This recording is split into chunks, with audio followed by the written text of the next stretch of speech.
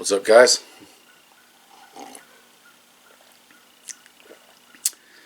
Enjoying a outstandingly fine cup of Stocking Mill Coffee Swamp Fox blend.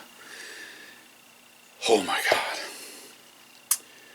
It's I don't know.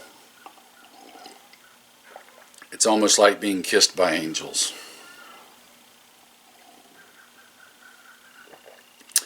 I have to be careful with this stuff because instead of just sipping it and enjoying it, I tend to want to chug it. But you guys aren't here for the coffee, are you? Well, you should be, but I know a lot of you aren't. Okay. Moving on. I'm thinking here. Okay. Let's talk about something. Now, I understand that this may be a sacred cow for some of you. And I may be about to just absolutely and completely slaughter that sacred cow.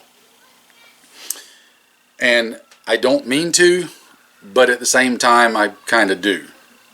Now, you are completely free to disagree with me on this, and we'll all be okay. We can disagree and still be perfectly fine. Okay, so understand that going in. Shouldn't have to say that, but I do. We're going to talk about slings. And not only slings, but sling setups and attachments. For some years now, it seems we've gotten into this mode, and I've seen it change over the course of like the last 20 years. 15 really, but 20 for sure. Where we want slings, or I should say some people want slings to do 100 different things other than what a sling is really supposed to do. For me, a sling is just supposed to be a way to keep a rifle on my person when I need to use both hands to do something else. That's it. That's all it's supposed to be there for. With one secondary purpose of, if I'm walking a long way with it, it allows me to rest some of the weight on me and not in my hands and arms. I can let the sling take up some of that weight. That's really it. I don't need a sling to do 15 other things. I don't need it to be able to configure into 10 different configurations on the same gun. I don't need it to be able to adjust in 18 infinite ways on the gun, because the reality of it is, in the middle of a fight, chances of you stopping and adjusting and changing your sling around, I'm gonna garner is probably pretty low. Now, I ain't been in that many fights, but folks that I've talked to who have had, they've confirmed that you ain't doing a whole lot of screwing with your sling in the middle of a fight. Here's the other thing, and more importantly for this video, how we attach our slings to our rifles. Now again, context being everything, we're talking about the unprepared citizen in a worst case catastrophic event.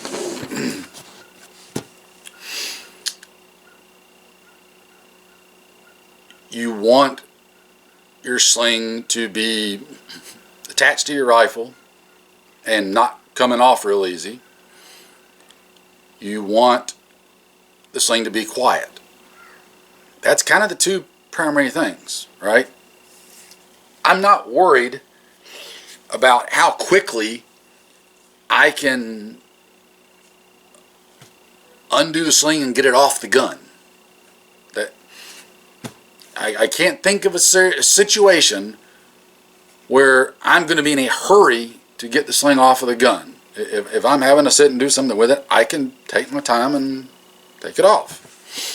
With one exception, if you are routinely operating on, in, or around deep water, you might then can make a case of being able to, or needing to be able to get the sling unhooked from the gun in a hurry, i.e. to get it unhooked from you, so it's not acting as an extra boat anchor. That's the exception. Outside of that, I'm personally not seeing the situation, the setup, whatever, of needing to be able to get it off the gun quickly. I want it secure and I want it quiet.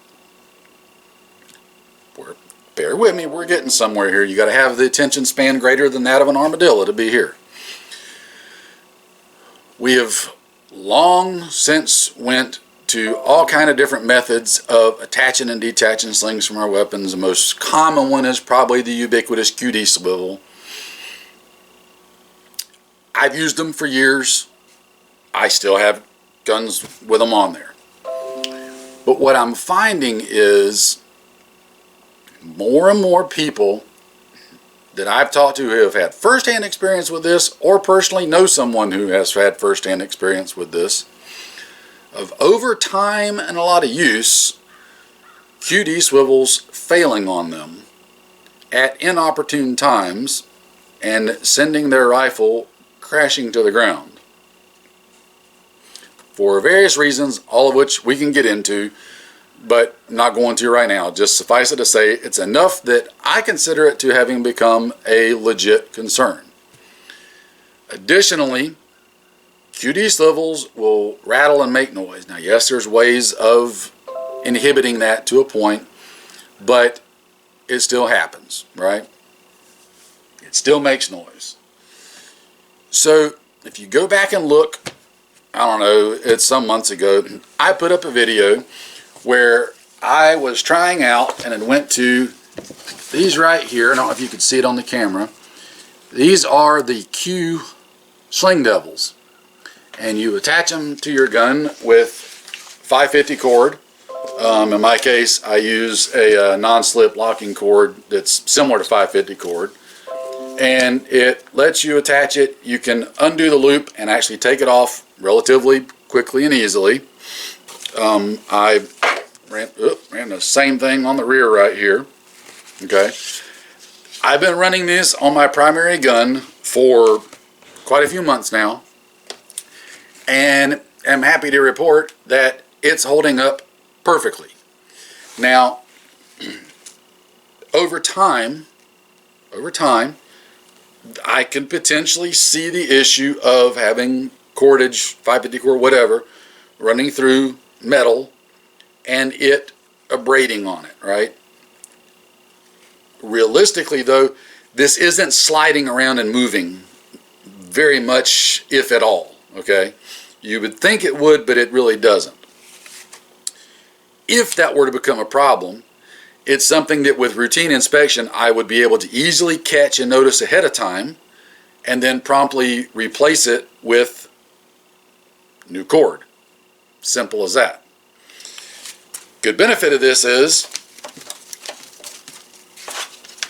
it's quiet on the gun, and it's plenty secure and strong. So I've got my two key points right there. It's quiet and it's strong. Not worried about getting it off the gun in a hurry. Not worrying about being able to reconfigure the sling into 10 different situations. That's all. Not even going to say it. Anyway, I have started making a concerted effort to switch my slings, especially the ones that I'm going to use when I don't want to make a lot of noise, or any more than I have to, over to things other than QD swivels. More secure or less noise. Two key things. In an effort to do that, because I've used them in the past, I picked up some of these from Blue Force Gear. Now that uses a coated metal wire in there. So if you have any concerns about the metal abrading 550 cord, locking cord, whatever, this eliminates that, because it ain't going to eat, that aluminum's not going to eat through that steel wire. And you can easily attach it on the rear, as you can see right there, hopefully, maybe, possibly, okay? And It's relatively quiet. It's not hardly noticeable noise-wise, especially when you, get it on. So that's an option. Now, points of contention. I like the Q Sling Devils. However, they're about 20 bucks a piece. And 20 bucks a piece for that little piece of plastic to put on multiple guns, that starts to get expensive real fast. So it's not ideal. Now, the Blue Force gear connections are less, but not by much. I think I got these for like $14 a piece. But you're talking, 28 bucks for two of them. That still adds up if you're starting to do a lot of rifles. Now, if you're only doing one or two, it's not a big deal. But then I started going, well, what do I really even need to do? And of course, simplicity being one of the greatest things ever, I just went back and said, you know what? Let me just take my locking cord and we will forego the Q Sling Devil. We'll just make a salute, run it through there, samey, run our sling through it, and now guess what? It's just as quiet, just as secure, and I still don't have any movement up here on the cordage, and it's super cheap and effective. Again, not worried about getting the gun off in a hurry. If it's an absolute panic situation, it's awful easy to just whip your knife out and cut that cord and you're done. I mean, if it's that bad of a situation. In fact, I've even switched to, because if you think about it, this has always been the case, on my AKs, just going back to simple cord connection on the sling, yada yada. Look, Ma, no noise.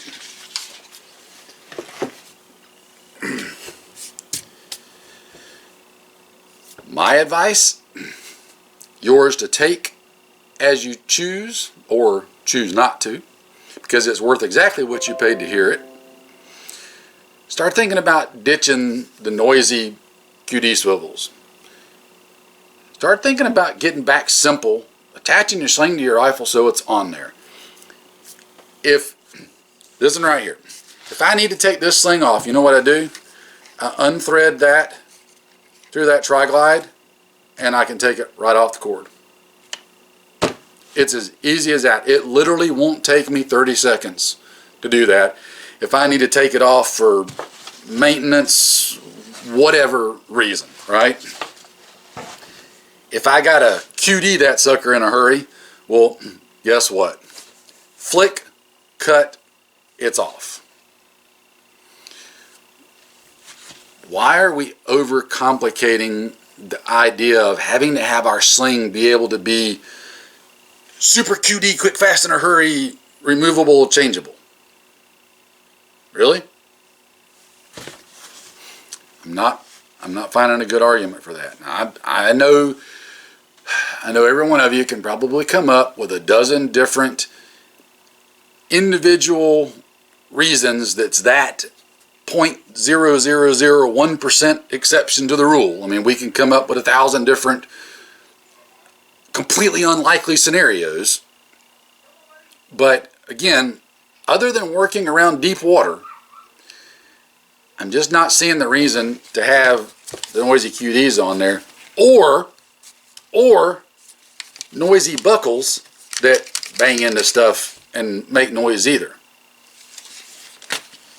Just let the sling do what it needs to do.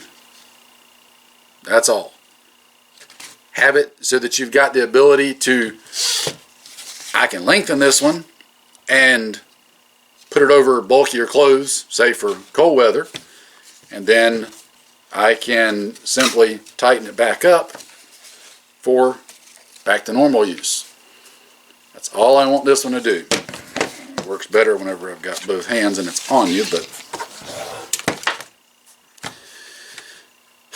point being, don't overthink your slings, guys. Don't overthink the attachments. Don't overthink what you want it to do and everything else, okay?